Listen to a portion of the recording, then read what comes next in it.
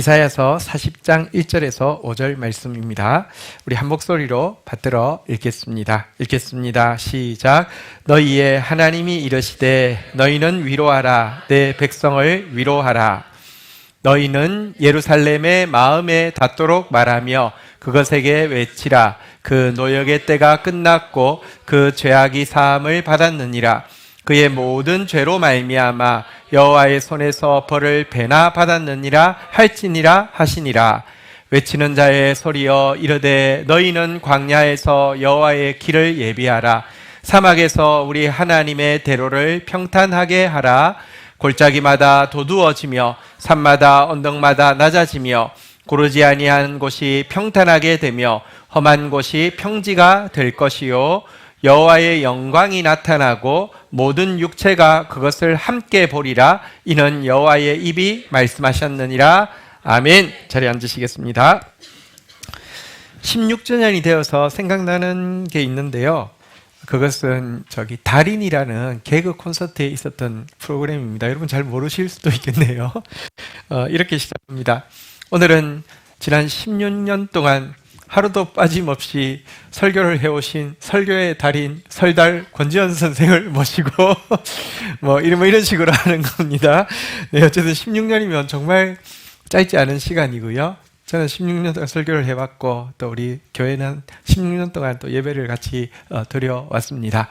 오늘 우리 공동체에 하나님 주시는 마음이 무엇일까 생각할 때 이런 제목을 주셨습니다. 오늘 본문 5절에 나와 있는 내용인데요. 한번 따라하겠습니다.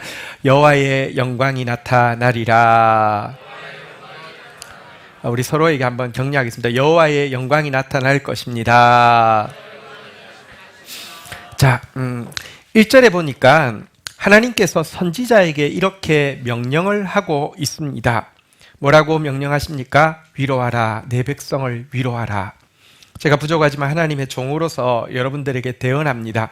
또 여러분들이 하나님의 종으로서 옆 사람에게 대언합니다. 우리 옆 친구에게 이렇게 한번 이야기하겠습니다. 하나님이 당신을 위로하라고 하십니다. 아멘. 예, 하나님이 여러분을 위로하십니다. 그러면서 2절에 보니까 선지자에게 백성들의 마음에 와닿도록 말을 하고, 말을 해도 그냥 건성으로 말하는 거하고 마음에 확 와닿을 수 있잖아요. 그죠?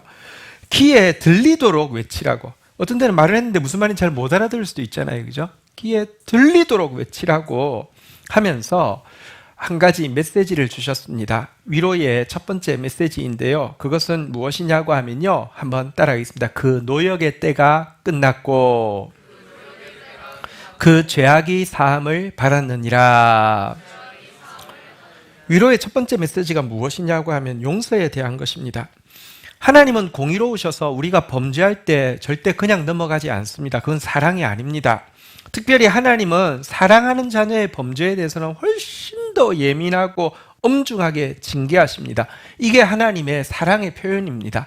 하나님은 공의로 사랑하시기 때문입니다. 사실 우리의 고통의 문제는요, 궁극적인 출발점은 고통의 시작은 범죄 때문입니다. 그렇다고 하면 위로의 시작도 사죄 때문에 오게 됩니다. 지금 노역의 때가 끝이 났다 그러는데 이 노역이 옛날 성경에는 복역의 때라고 했는데 죄를 범하면 교도소에 갑니다. 교도소에 있는 기간을 복역한다고 하죠. 이제 복역의 때가 끝이 났다. 이제 위로의 때가 시작되어진다라고 하는 내용입니다. 하나님의 메시지는 명확하죠. 모든 죄악은 용서받았고 그 죄악으로 말미암았던 모든 형벌의 때도 끝이 났다고 분명히 알려주는 내용입니다. 우리 서로에게 이렇게 한번 격려하겠습니다. 복역의 때가 끝이 났습니다. 모든 죄악이 사함받았습니다. 우리 영신이에게 복무의 때가 끝이 났습니다 하며 얼마나 좋아하겠습니까? 근데 복무보다 복역은 훨씬 나쁜 것이잖아요. 그죠? 복역의 때가 끝이 났다. 모든 죄악이 사함받았다. 이 메시지를 전하라고 하고 있는데요. 그래도 얼떨떨 하잖아요. 그죠? 진짜 끝난 거 맞아? 아직 못 갚은 것 같은데 뭐가 차고 다른 사람 이름을 잘못 행정 차고 아니야? 이렇게 착각할 수 있는데요. 하나님께서 이렇게 이유를 이게 모든 죄악이 사함받고 복역의 때가 끝이 났다고 하는 이유에 대해서도 말씀하고 있습니다. 한번 보실까요? 한번 따라하겠습니다. 그의 모든 죄로 말미암아 여호와의 손에서 벌을 배나 받았느니라. 우리 죄에 대해서 여호와께서 아시는데 여호와의 손으로 벌을 배나 지불하겠습니까? 남은 거 없다라는 것입니다. 여기에 대해서 조금 설명을 하겠습니다. 사실 우리의 범죄에 대한 형벌을요, 배는커녕 정확하게 한 배, 내 죄만큼만 형벌을 받는다고 해도 우리 중에 살아남는 사람 아무도 없고요. 솔직히 말하면 죄의 절반만 형벌을 받는다고 해도 우리 중에 하나님 앞에 설 사람, 사람 앞에 설 사람도 아무도 없습니다.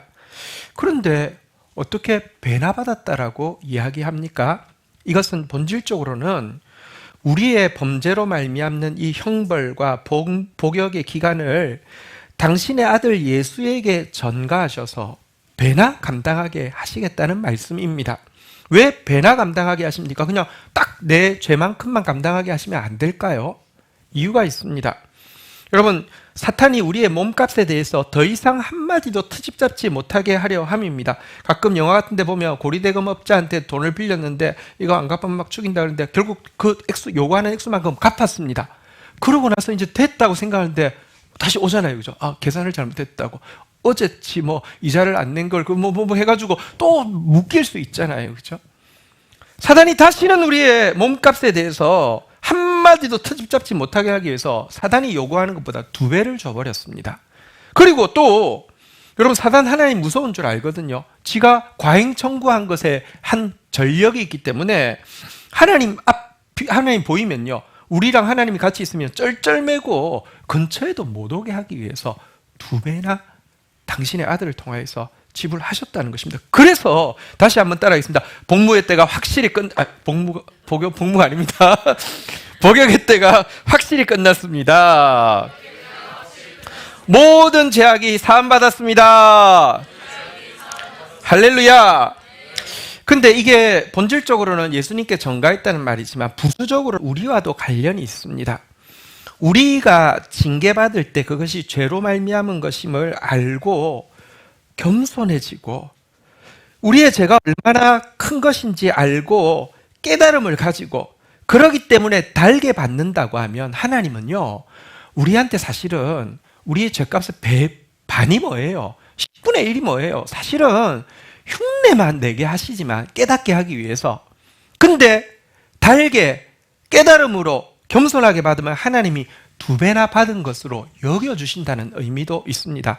자녀가 나중에 태어나면 잘못하면 훈계 차원에서 너 이거 잘못했어, 잘못했어요. 그럼 어떻게 해야 돼? 아빠, 엄마 손바닥 때린다. 예, 손 내.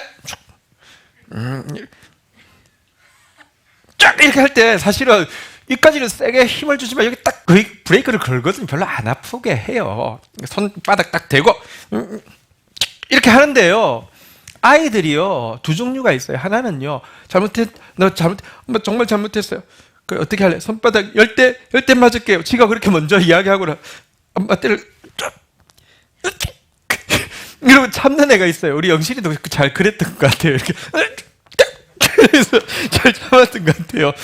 그러면 솔직히 그 손바닥이 맞는 것도 아닌 그 맞는 거 하는 거, 이게 자기 잘못한 거에 대해서 정당한 대가는 아니지만 부모 입장에서는요, 배나 받았다고 생각한다는 거예요. 근데 꼭 이런 애들이 있어요. 잘못했어. 자, 손바닥 아니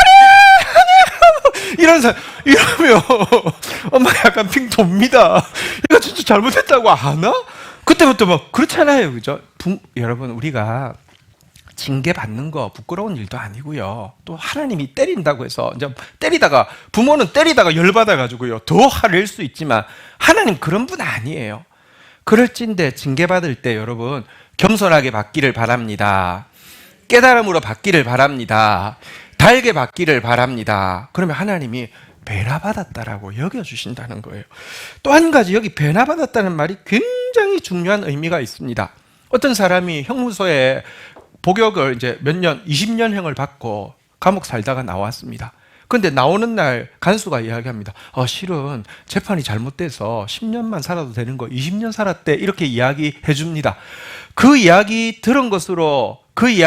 공식적으로 들은 것으로 모든 거 끝납니까? 아니요. 그때부터는요, 정상적인 국가라고 하면 배에 감당하게 된 것에 대해서 훨씬 많이 보상해 줍니다. 우리나라만 해도 그러합니다.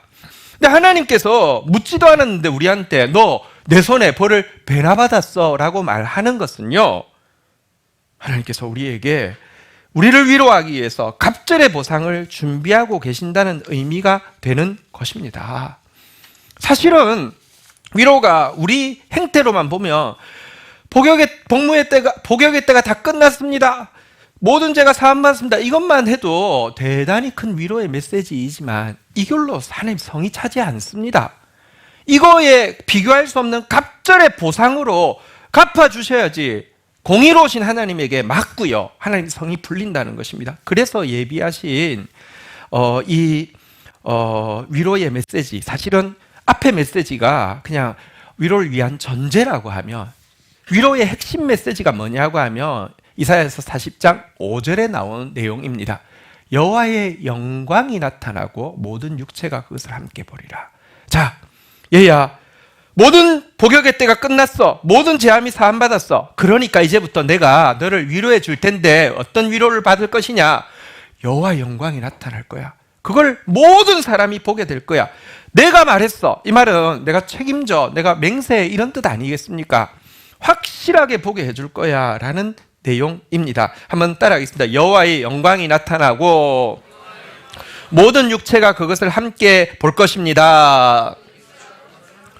자, 그런데 모든 사람이 볼 수 있도록 여호와의 영광이 나타난다고 했는데 이 말이 구체적으로 어떤 뜻일까요? 이제부터 우리가 교회에 오면 막 교회 안에 빛이 확 가득 차서 우리가 전부 와, 여호와의 영광 이런 거였어, 이렇게 포기한다는 뜻일까요? 구체적으로는 무슨 뜻일까요?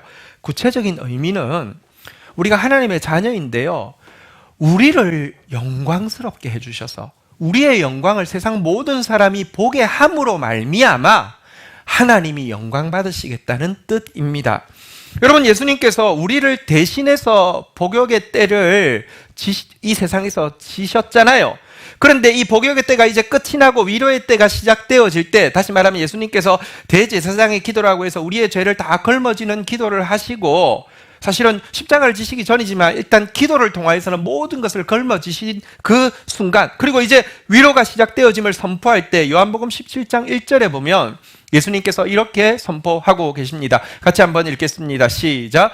예수께서 이 말씀을 하시고 눈을 들어 하늘을 우러러 이르시되 아버지여, 때가 이르렀사오니 아들을 영화롭게 하사 아들로 아버지를 영화롭게 하게 하옵소서. 한번 따라하겠습니다. 아들을 영화롭게 하사 딸을 영화롭게 하사 우리로 아버지를 영화롭게 하게 하옵소서.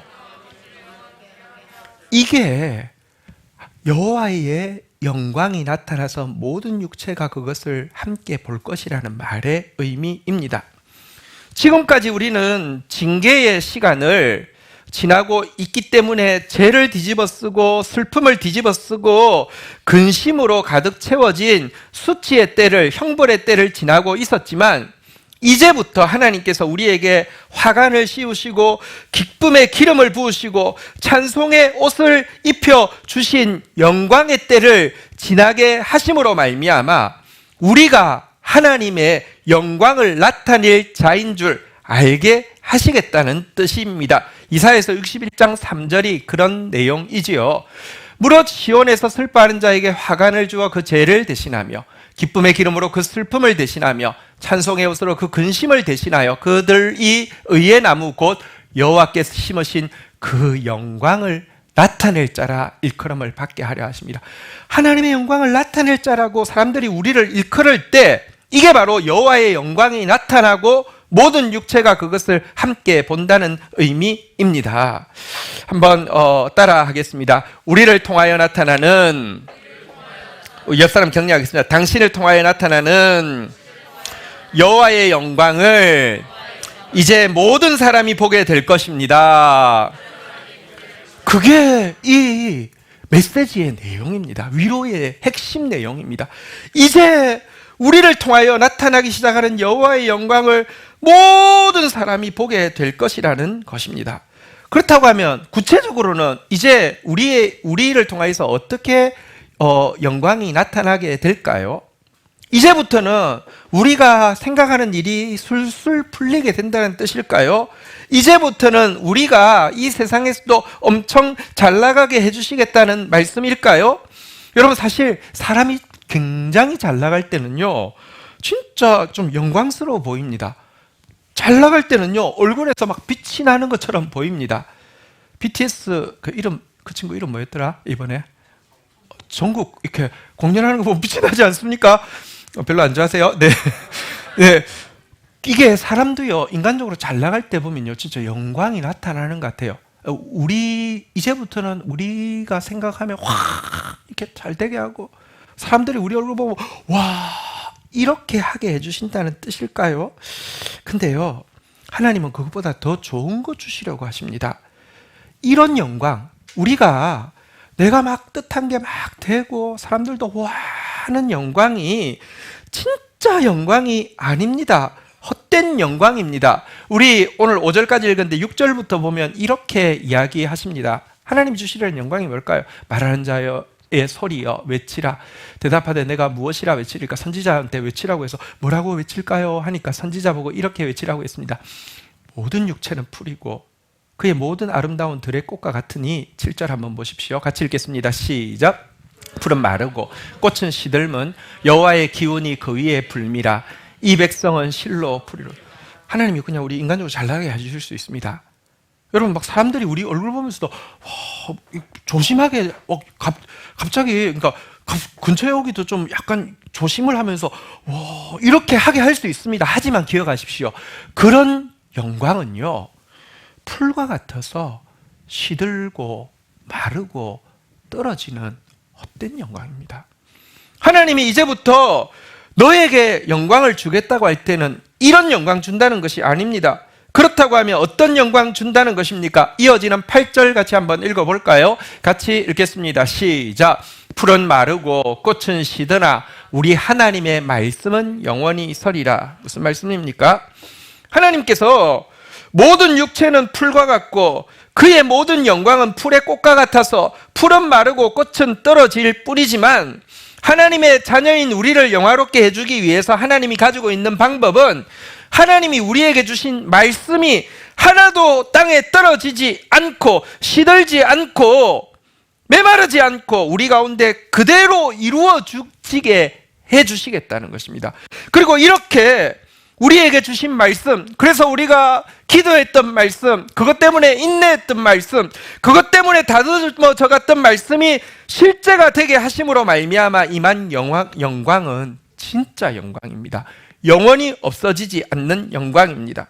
그리고 이런 영광을 우리가 가지게 되면요, 다시 말하면 제가 말하던 게, 제가 하나님 말씀이라고 했던 말이 하나하나 다 실현되어지는 거 보면서 그제서야 사람들은 우리를요, 여호와를 섬기는 제사장, 하나님을 섬기는 봉사자라는 사실을 알고 인정해 줄 것입니다. 이게 진짜 신자의 영광입니다. 이사야서 61장 6절, 이사야서에 나오는 구절들 계속 보고 있는데요, 한번 같이 읽도록 하겠습니다. 시작. 오직 너희는 여호와의 제사장이라 일컬음을 받을 것이라. 사람들이 너희를 우리 하나님의 봉사자라 할 것이며 너희가 이방 나라들의 재물을 먹으며 그들의 영광을 얻어 자랑할 것이니라. 그때부터 저 사람은 하나님의 제사장이야, 하나님의 봉사자야 라고 하면서요, 우리를 영광스럽게 생각하게 된다는 것입니다. 그리고 이렇게 되는 것이 중요한 것이요, 사실 이사야서에 여호와의 영광을 나타낸다고 했는데 여호와의 영광이 첫 번째는 하나님의 자녀인 우리가 영광 받는 것을 이야기하지만 또 한 가지 여호와의 영광의 중요한 의미는 하나님께서 창조하신 세상의 만민을 여호와의 영광이라고 합니다. 이 영광 한번 볼까요? 이사야서 43장 7절에 보면요, 이렇게 이야기합니다. 내 이름으로 불려지는 모든 자 곧 내가 내 영광을 위하여 창조한 자를 오게 하라. 그를 내가 지었고 그를 내가 만들었느니라. 하나님의 영광은요, 피조받은 모든 사람들입니다. 그런데 우리가 영광스럽게 되어서 하나님의 제사장, 하나님의 봉사자로 인정받으면요, 세상 모든 사람들이 우리를 통하여서 구원받는 일이 일어난다는 것입니다. 올해 내게로 돌아온다는 말씀의 핵심이 뭔지 아십니까? 우리가 이사야서 60장 5절이 올해 주제 구절인데요. 2절부터 보면 이렇게 이야기하고 있습니다. 보라, 어둠이 땅을 덮을 것이며 캄캄함이 만민을 가리려니와. 지금 우리나라를 이야기하는 내용입니다. 아니, 지금 우리 세계를 이야기합니다. 진짜 어둠이 땅을 덮었습니다. 캄캄함이 만민을 다 가려버렸습니다. 그런데 아직도 희망이 있습니다. 오직 여호와께서 내 위에 임하실 것이며 그의 영광이 내 위에 나타나리니. 이게 여호와의 영광이 나타나고 모든 육체가 함께 보게 한다는 것입니다. 우리에게 주의 영광이 임한다는 것입니다. 그렇게 되면 어떻게 됩니까? 3절 한번 같이 읽도록 하겠습니다. 시작. 나라들이 왕들이 하나님의 영광, 하나님의 봉사자, 하나님의 제사장인 우리에게 생명이 있는 줄 알고 나온다는 뜻이고요. 그때 4절에 보니까 내 눈을 들어 사방을 보라. 무리가 다 모여 내게로 오느니라. 내 아들들은 먼 곳에서 오겠고 내 딸들은 안기어 올 것이나. 특별히 다음 세대가 살아나서 이 생명, 온 세상이 캄캄한데, 온 세상이 이렇게 만민들이 눈이 캄캄하게 가려져 있는데 빛이 있는 이곳으로 나오게 될 것이라는 것입니다. 이것이 오늘 이야기하는 위로의 핵심입니다. 우리를 통하여 나타나는 여호와의 영광을 이제 모든 사람이 보게 하실 것이라는 것입니다. 이것이 오늘 우리 공동체에 주시는 말씀이고 여러분들 한 사람 한 사람들에게 주시는 말씀입니다. 이 말씀 믿음으로 받아들이는 여러분 되기를 축복합니다. 3절에 보면 이 약속과 함께 이 영광에 나타나는 때를 위해서 우리가 할 일이 있다고 천사가 외치는 내용입니다. 같이 한번 읽도록 하겠습니다. 시작. 외치는 자의 소리여 이르되 너희는 광야에서 여호와의 길을 예비하라. 사막에서 우리 하나님의 대로를 평탄하게 하라. 천사의 외치는 내용입니다. 너무 중요해서 이제 선지자가 외치게 하다가 천사가 직접 외치는 내용입니다. 너희는 광야에서 여호와의 길을 예비하라. 사막에서 하나님의 대로를 평탄하게 하라라고 이야기했는데요. 여기 보니까 지금 우리가 서 있는 곳은 한번 따라하겠습니다. 광야, 사막. 광야와 사막이란 아직 눈앞에 아무것도 보이지 않는다는 것입니다. 증거란 하나도 보이지 않는 것이라는 것입니다. 현실은 변한 것이 없다는 뜻입니다. 그렇지만 이곳에서 넓고 평탄한 하나님의 대로, 하나님의 영광이 임할 고속도로를 닦으라고 이야기하고 있습니다. 아니, 우리가 지금 광야와 사막같이 아무것도 없는 곳에 있는 거 불쌍히 여기시고 옛다 영광하고 영광을 우리한테 딱 먼저 주시면 되지 않을까요? 근데 왜 먼저 우리에게 그 영광이 임할 도로를 닦으라고 이야기하실까요? 이유가 있습니다. 영광에 참여하는 것은 100% 은혜 때문입니다. 다시 이야기합니다. 배로 받은 것은 나 때문에 받은 게 아니라, 내가 받은 게 아니라 예수님이 대신 받으셨습니다. 그렇지만 이 영광에 은혜로 참여하는 것 맞지만 이 영광에 당당하게 참여할 빌미를 주기 위해서 우리에게 영광이 임할 도로를 닦으라고 이야기하는 것입니다. 이건 우리에게 그 은혜의 자리에 상속자로서 당당하게 들어가게 하기 위한 하나님의 요구인데요. 그렇다고 하면 이 영광이 임할 길을, 큰 여호와의 길을 예비하는 방법이 무엇일까요? 4절에 나오고 있습니다. 4절을 같이 한번 읽도록 하겠습니다. 읽겠습니다. 시작. 골짜기마다 도두어지며 산마다 언덕마다 낮아지며 고르지 아니한 곳이 평탄하게 되며 험한 곳이 평지가 될 것이요. 도로를 하나님의 영광이 우리에게 임할 수 있도록 하는 도로를 닦는 비결은요, 골짜기, 푹 패인 골짜기를 도두어 올리는 것입니다. 우뚝 솟은 산이나 언덕을 깎아 내리는 것입니다. 이건 뭘 이야기하냐고 하면요, 여러분, 이 절망은 도두어 올리고 교만은 깎아 내린다는 것입니다. 그런데요, 절망과 교만은 다른 말 같지만 동전의 양면입니다. 둘 다 자아 때문입니다. 자아가 강한 사람은 절망도 잘하고요, 자기 때문에 모든 것이 안 될 것 같습니다. 또 자아가 강한 사람은 교만도 강합니다. 자기 때문에 모든 것이 다 될 것 같습니다. 교만한 사람 하나님 말씀 없어도 다 될 것처럼 보이고요, 절망이 강한 사람은요, 하나님 말씀 있어도 아무것도 안 될 것처럼 보입니다. 이거 도두어 올리고 깎아내리라는 것입니다. 그러고 나면 여러분 산을 깎아내리고 또 이 골짜기를 막 메쿠어 올리면 길이 생기긴 하는데 그 위에 막 돌덩어리들이 많겠죠, 그죠? 또 공사를 하다 보면 깨어진 돌 조각들이 많겠죠. 이대로 두면 그게 걸림돌이 되어서 차도 타이어 펑크나고 길이 제대로 가지 못하겠죠. 이 깨어진 돌 조각, 걸림돌들은 무엇을 이야기하냐고 하면요, 아직 덜 분쇄되어진 우리의 자아를 이야기합니다. 이런 자아에서 나타나는 모습이 거친 언행들이죠. 자아가 덜 깨어진 사람들에게서 거친 말이 나오고요, 거친 행동이 나옵니다. 이것들 깨끗하게 치우라는 것입니다. 이것들 깨끗하게 제거하라는 것입니다. 말씀이 우리에게 이루어지는 영광이 있을 것인데 이것을 가장 방해하는 것은 다름 아닌 우리의 자아입니다. 이 자아의 문제를 깨끗하게 정리함으로 말미암아 자아 때문에 하나님의 말씀이 우리에게 이루어지는 영광이 지체되지 않도록 하라는 것이 첫 번째 명령입니다. 주의 영광의 때가 가깝습니다. 지금까지 우리의 자아를 주께서 다루셨습니다. 다시 한번 절망도 돋우어 올리시고요, 교만 깎아내리시고요, 아직까지 덜 부서져서 날카롭게 깨어진 채로 다른 사람들에게 상처를 입히는 우리의 거친 말들이나 다듬어지지 못한 행동들 하나님 앞에서 깨끗하게 치워내는 저와 여러분들 되기를 주의 이름으로 축원드립니다. 이것이 여호와의 영광이 임할, 하나님의 말씀이 응할 대로를 닦으라는 의미인데요. 그렇지만 이것은 사실 소극적인 방법이죠. 좀 더 적극적인 방법에 대해서 이사야에서 62장에 보면 또 소개하고 있음을 보게 됩니다.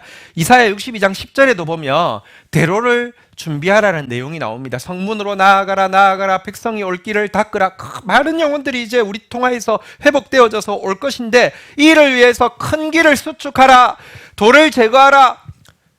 아까 말대로 여호와의 대로를 준비하라는 내용입니다. 그런데 여기서 말하는 대로를 준비하라는 내용은요, 자아의 문제, 교만과 절망, 그리고 자아의 파편들, 거친 언행들을 정리하라는 소극적인 것이 아니라 적극적으로 요구하는 것이 있는데요. 그게 무엇이냐고 하면 바로 이 구절 앞에 있는 구절들이 설명해 주는데 이사야 62장 6절 7절이 설명해 주는 내용입니다. 예루살렘이여, 내가 너의 성벽 위에 파수꾼을 세우고 그들로 하여금 주야로 계속 잠잠하지 않게 하였느니라. 너희 여호와로 기억하시게 하는 자들아, 너희는 쉬지 말며. 7절 같이 읽겠습니다. 시작. 또 여호와께서 예루살렘을 세워 세상에서 찬송을 받게 하시기까지 그로 쉬지 못하시게 하라. 이 큰 길을 수축하는 방법이 무엇이냐? 여호와로 말씀을 기억하게 하시라는 것입니다. 여호와로 그 말씀을 이루실 때까지 쉬지 못하시도록 하라는 것입니다. 이게 무엇입니까? 기도하라는 것입니다. 말씀 붙잡고 우리가 기도하는 것, 이것이 여호와께서 우리에게 주시려고 하는 영광이 다이렉트로 임할 수 있는 고속도로를 닦는 길이라는 것입니다. 신앙생활에서 두 가지 중요한 게 있는데 말씀과 기도이죠. 말씀을 배에 비유하자면 키라고 할 수 있습니다. 그렇다고 하면 기도는 무엇이냐고 하면 배에 비유하면 돛이라고 할 수 있습니다. 여러분, 돛에 이렇게 돛대가 있으면 키로는 방향을 잡지만 돛대에 바람이 들어와서 이게 팽팽해져야지 그 방향을 향해서 나아가는 것입니다. 말씀이 방향을 아무리 바르게 잡아도 기도가 없다고 하면 그 방향을 향해서 한치도 나아갈 수 없습니다. 그래서 지금 이제 말씀이 응하게 하여서 영광을 줄 테이니 기도하라고 하는 것입니다. 방향 잡았느냐? 돛대를 올리고 여호와의 바람을 기다리라고, 기도하라고 부탁하고 있는 것입니다. 제가 짐 신발라 목사님이라는 목사님 이야기를 하겠습니다. 이름이 좀 재밌죠, 그죠? 근데 이제 이분 여러분 보신 적이 없으니까 좀 친근하게 하기 위해서 설명을 드리자면, 한국의 그 외국인 연예인 중에서 사람은 좋은 사람은 아니지만 얼굴이 좀 닮아서 어쩔 수 없이 인용하겠습니다. 로버트 할리라고 아시죠? 한 뚝배기 하실래야 그런 사람 있잖아요, 그죠? 그 사람하고 거의 얼굴도 몸매도 비슷하다고 생각하시면 됩니다. 짐 신발라 목사님, 네, 짐 신발라 목사님 이야기해드리겠습니다. 브루클린 태버너클이라는 교회를 지금도 목회하고 계시는 목사님이신데요. 1972년도에 대학을 갓 졸업한 20대 초반에 결혼을 한 가장이었는데 장인어른이 목사님이셨습니다. 회사 다니고 있었는데 회사 그만두고 작은 교회가 하나 나왔는데 목회를 전임 사역자로 하면 어떻겠느냐라고 권면을 주셨고 그 권면을 받아들였습니다. 미국 교회는요, 신학을 안 해도 저 사람이 목회를 할 만하다 그러면 교회에서 안수를 줄 수 있습니다. 그런 경우입니다. 자, 그래서 맡은 교회는 위치는 뉴욕의 브루클린이라는 곳에 있고요. 교인은 한 10여 명 정도 출석하는 작은 교회였습니다. 근데 교회를 처음 가보니까 한마디로 개판인 교회였습니다. 예배 중인데 어떤 여자 성도가요, 목사님이 이제 짐 신발라 목사님이 예배를 진행하는데 중간에 뛰어나와서 노래를 하다가 또 들어갔다가 또 뛰어나와서 노래를 하다가 들어갔다가 막 그럽니다. 또 어떤 분은 영적인 삶이 완전히 망가져요. 진짜 이렇게 망가진 인생인데 자기가 안수를 받았었다면서 설교 시간이 되니까 자기가 나와서 자기가 설교를 하겠답니다. 또 그 작은 교인밖에 없는데 교인 중에 한 사람이, 집사님이 헌금에 자꾸 손을 댑니다. 그래서 자꾸 헌금을 빼갑니다. 그러니 교회가 뭐 목회자 사례금, 교회 공과금은 고사하고 건물 임대료도 낼 수가 없는 교회였고요.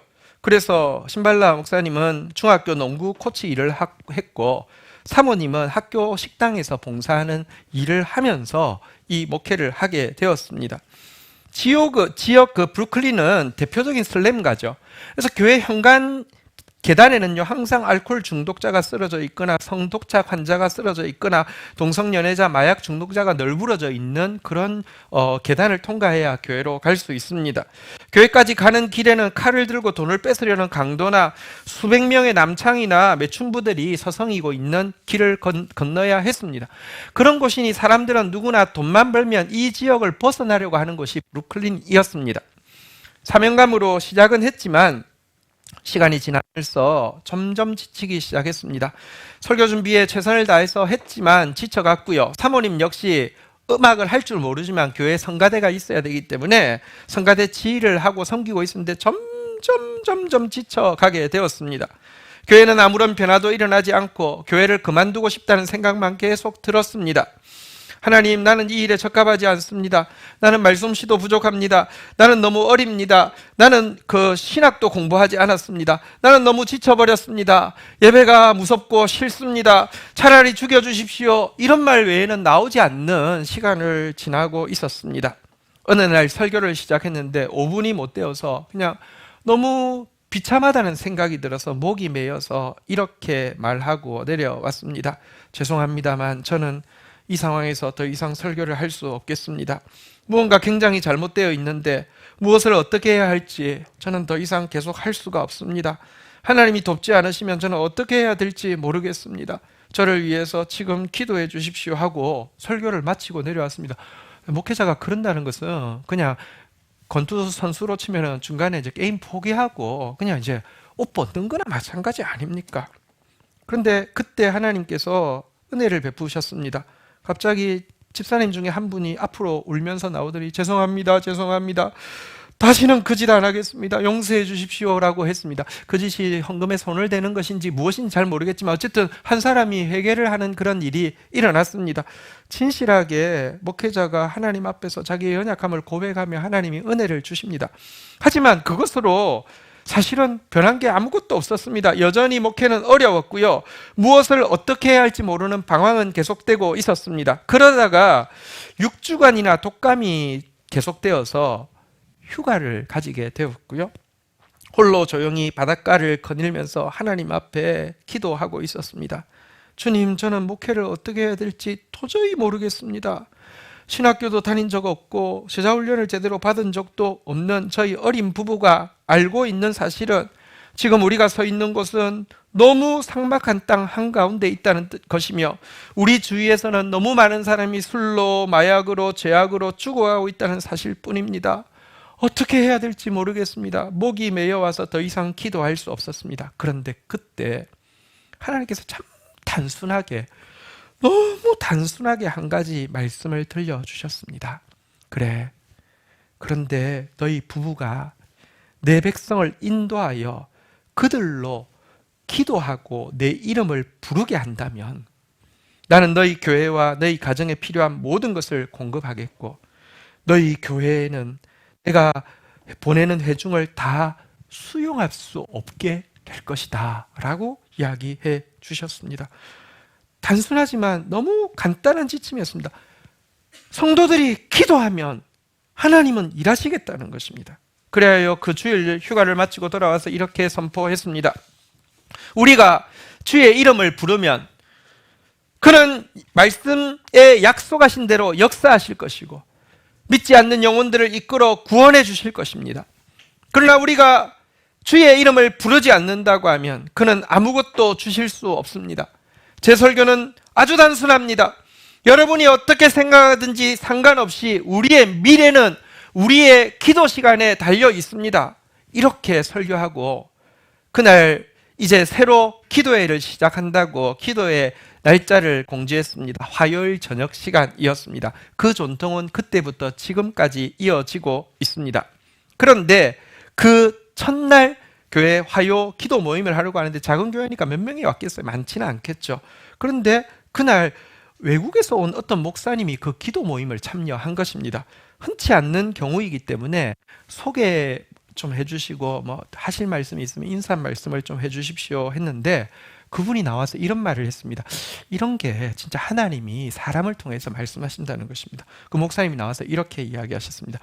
교회가 얼마나 유명한지는 주일 대예배에 누가 오는지 보면 알 수 있고 목사가 얼마나 인기가 있는지는 목사가 인도하는 성경 공부 모임에 누가 오는지 보면 알 수 있지만 예수님이 얼마나 인기가 있는지는 기도 모임에 누가 오는지를 보면 압니다. 이런 이야기를 했습니다.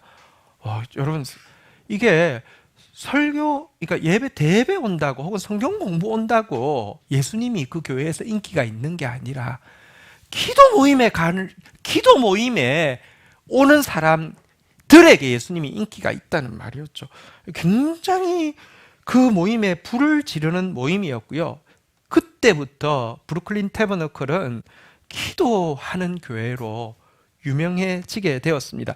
제가 요즘도 그러한가 해서 이번 주일 브루클린 태버너클 예배를 들어가 보았습니다. 예배를 설교를 하기 전에 광고를 하잖아요. 그죠? 광고 1번 광고가 뭔지 아십니까? 화요 기도회 광고입니다. 언제나 그 교회의 1번 광고는 화요 기도회 광고입니다. 이거는 교회의 생명이기 때문에 그렇습니다. 기도팀이 있지요. 기도팀은 더 헌신되어 있죠. 일주일에 5일 동안 매일 밤 11시부터 새벽 6시까지 그 기도팀은 기도합니다. 또 기도팀원 중에서 일부는 이제 직장을 가지고 있건 이런 분들은 하루에 3시간씩 나누어 24시간 교대로 기도합니다. 이 기도팀은 특별히 목사가 설교하는 시간에는 반드시 미리 이제 말씀 듣고 준비하고 사모한 상태에서 중보기도 모임이 운영이 되어서 간절하게 기도합니다. 이 교회 지금 어떻게 되었을까요? 굉장히 유명하죠. 뉴욕의 그 땅값 비싼 곳의 중심지에 사람들이 다 모일 수가 없다 보니까 큰 공간을 10개를 빌려가지고요. 10개에서 동시에 예배를 드리는 교회가 되어 있고요. 수만 명이 모이는 교회가 되었죠. 브루클린 태버너클의 이 성가대 사모님이 악보도 읽을 줄 모르는 사모님이 진행하는 이 성가대도 굉장히 유명해졌습니다. 지금도 사모님이 하시는데요. 여러분 그 음악 관련해서 최고의 상이 무엇입니까? BTS도 받기를 원하는데 아직 못 받은 상 뭡니까? 그래미상이잖아요. 그죠? 그래미상에서 해마다 베스트 가스펠 부분 시상을 하는데요. 브루클린 태버너클이 몇 번을 수상했냐고 하면 6번을 수상했습니다. 이거는 전무후무한 기록입니다. 그렇다고 그 성가대가 음악을 전공한 사람들이냐? 아니요. 성가대 다수가 악보를 읽을 줄 몰라서 성가대에서 악보 구입비가 거의 들지 않는다고 합니다. 어차피 사줘도 읽을 줄 모르는 사람들이 모여 있습니다. 근데 어떻게 이렇게 잘하는 데가 되었을까요? 이유가 있습니다. 기도입니다. 연습 시간보다 기도 시간이 더 길고요. 어느 날은 연습 하나도 하지 않고 기도만 할 때도 많다고 합니다. 그러니까 기도가 그 교회를요, 진짜 하나님 말씀대로 바꾸어 놓은 것입니다. 단순하다. 너희가 기도하면 내가 일하겠다.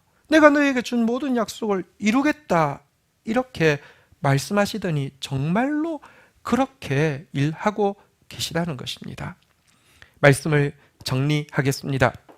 오늘 교회 창립 16주년을 맞이하면서 하나님께서 우리에게 주신 위로의 메시지, 너무 감격적인 메시지입니다. 제목 한 번 더 따라하겠습니다. 여호와의 영광이 나타날 것입니다.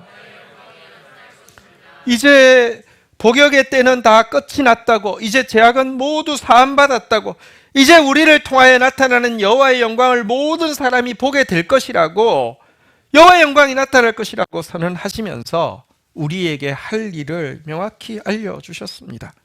그것은 말씀이 그대로 임하는 것을 방해하는 우리의 자아의 절망과 교만과 파편들을 제거하고 말씀 붙잡은 상태에서 기도하라는 것입니다. 여호와로 기억하게 하시고 여호와로 쉬지 못하게 하는 기도를 하라는 것입니다. 설교의 황제라고 부르는 목사님이 있습니다. 스펄전 목사님입니다.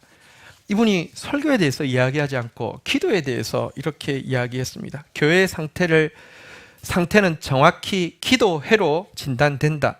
기도회는 은혜의 척도요, 하나님이 그의 백성 가운데 얼마나 역사한지를 판단하는 기준이다.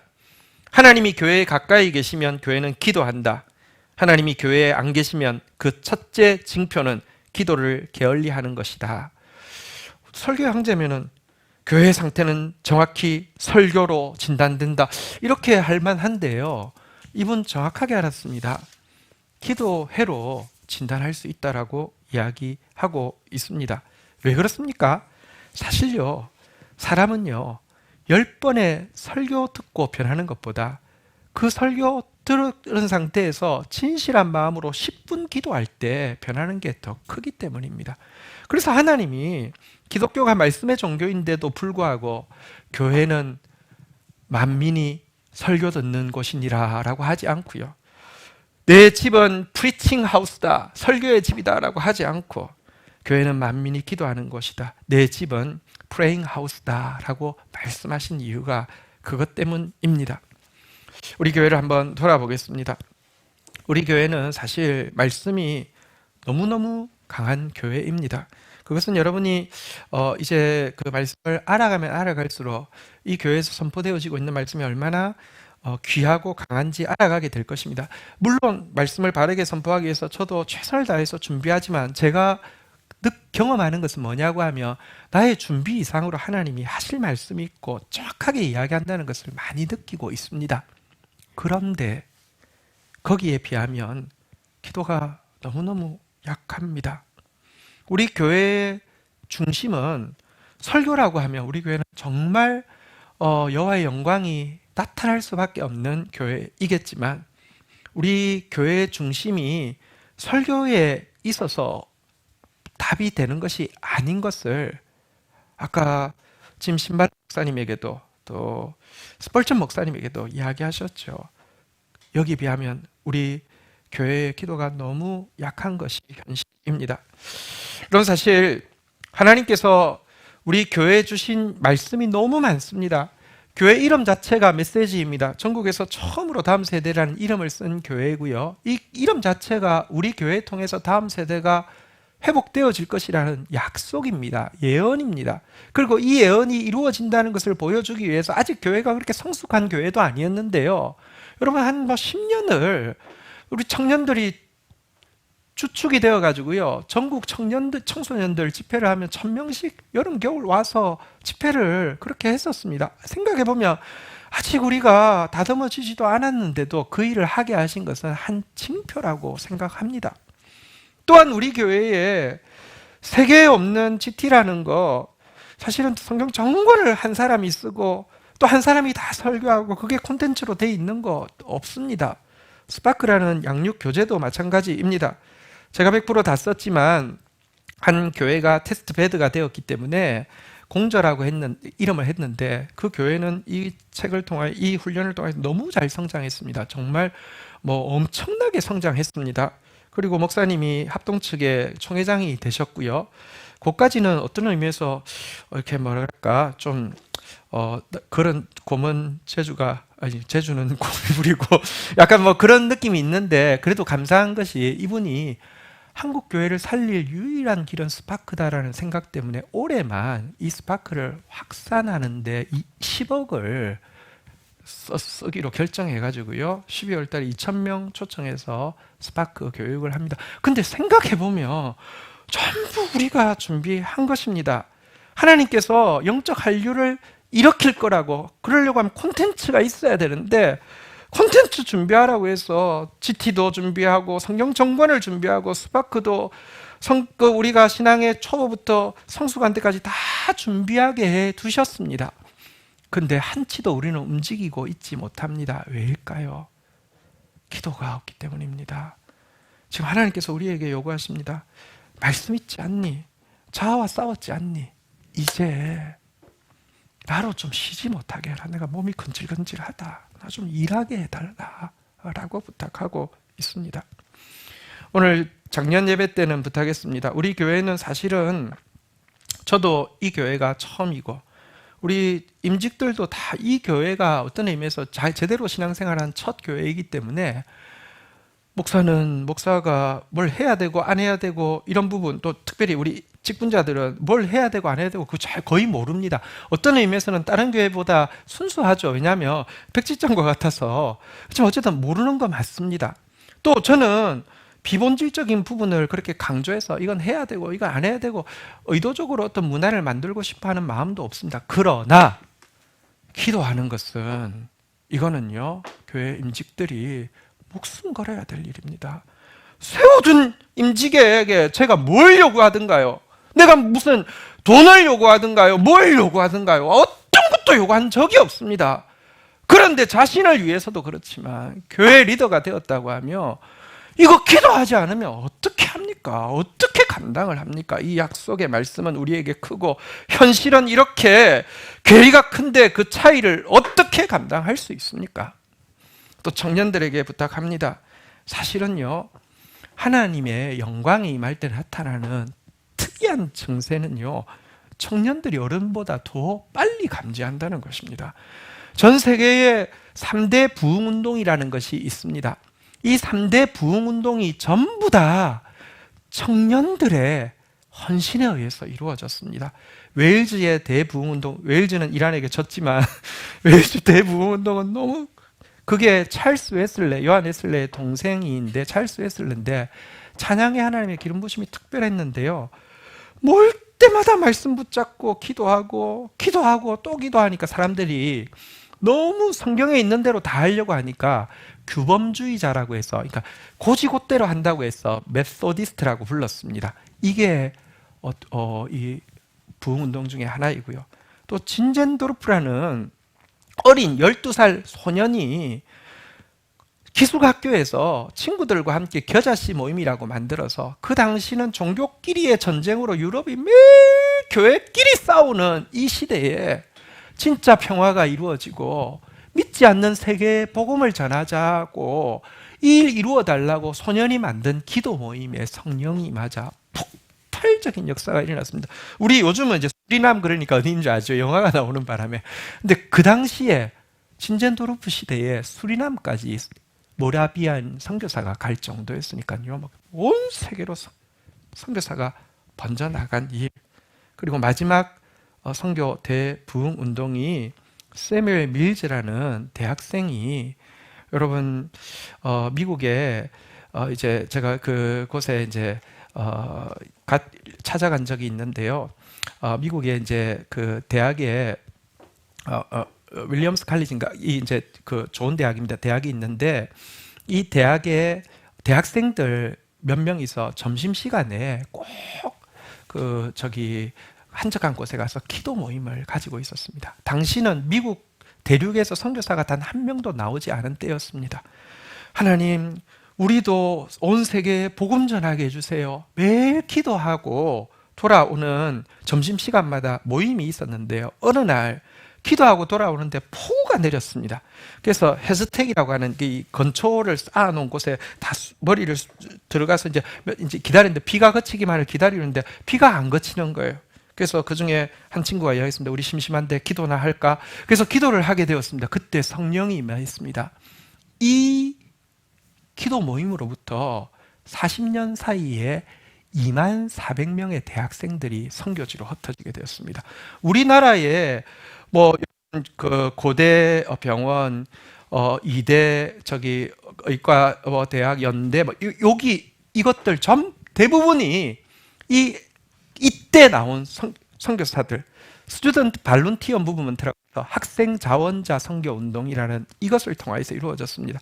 부흥은 어른 세대부터 일어나는 게 아니라 새벽 이슬 같은 여러분 세대에서 일어납니다. 그리고 이 부흥은요, 바른 말씀 붙잡은 상태에서 기도할 때 일어납니다. 지금 하나님께서 여호와의 영광을 나타내시겠다고 이야기하고 있습니다. 그리고 그 영광을 보는 주역이 다음 세대 교회 청년부가 될 것입니다. 이 일을 위해서 기도를 부탁합니다. 여러분, 일주일에 사실 시간을 빼기가 쉽지 않은 것 알고 있습니다. 그러나 금요 부흥 집회에 함께 기도할 수 있는 시간은요, 제일 뜨겁게 찬양하는 시간이었으면 좋겠고, 제일 목숨을 걸고 기도하는 시간이었으면 좋겠고요. 이번에 12통 물붓기대 여러분들이 너무 열심히 해주셔서 너무 감사합니다. 여러분들을 위해서 사용하는 찜질방 비용은 가장 보배로운 투자라는 생각이 듭니다. 얼마든지 제공할 의향이 있습니다. 금요일에 와서 어른들은 돌아가도 우리 같이 그 찜질방에 갈 생각으로 열심히 기도하고 이런 일이 저와 여러분들 가운데 있기를 주의 이름으로 축원드립니다. 이 시간 우리가 한번 자리에서 일어서서요, 우리 교회를 시작할 때 하나님이 주신 사명 선언이 있습니다. 우리가 무엇 하기 위해서 모였는지를 선언하는 내용입니다. 사명 선언 먼저 하고요, 또 우리가 이 사명 잘 감당할 때 펼쳐질 미래에 대한 꿈을 그리는 것을 비전 선포라고 합니다. 우리의 비전도 선포하도록 하겠습니다. 사명선은 제가 위에 부분을 하면 밑에 부분을 여러분들이 하시면 되겠습니다. 모든 부흥과 개혁운동은 말씀으로 되돌아가는 것으로부터 시작됩니다.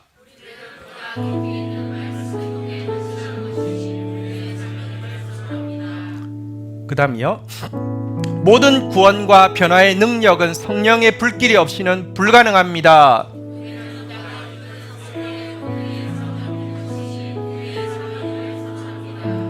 특별히 성경은 다음 세대에게 말씀 가르치는 것의 중요성을 끊임없이 강조하고 있습니다.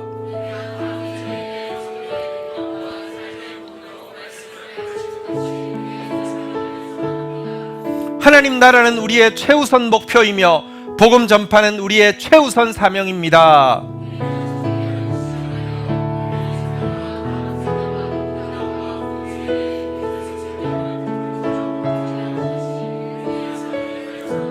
우리가 이 네 가지 사명 잘 감당할 때 펼쳐질 미래, 우리의 비전입니다.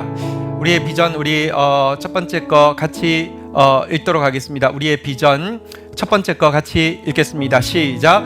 우리는 한국교회가 모든 부끄러움과 수치를 벗고 다시 한번 민족의 사랑과 존경을 회복하게 될 것을 꿈꿉니다. 우리는 훈련받는 모든 성도들이 지식적인 배움으로 끝나지 않고 능력 있는 사랑의 삶으로 열매 맺게 되는 것을 꿈꿉니다. 우리는 우리의 다음 세대가 여호와를 알지 못하는 세대가 아니라 우리보다 더 여호와를 잘 알고 우리보다 여호와를 더 사랑하게 될 것을 꿈꿉니다. 우리는 우리의 훈련 콘텐츠와 시스템이 영적인 한류가 되어 전 세계로 확장되어 가고 가는 곳마다 말씀 회복을 통한 하나님 나라 건설이 이루어지는 것을 꿈꿉니다. 아멘. 우리 이 사명 또 이 비전 하나도 땅에 떨어지지 않고 이루어 주실 것이라고 하신 주님께 지금까지 인도하심에 감사하고 앞으로 인도하실 주님 앞에 기도하겠다고 결단하면서 우리 같이 찬양하고 기도하는 시간 가지도록 하겠습니다. 찬양팀 앞으로 나오시겠습니다.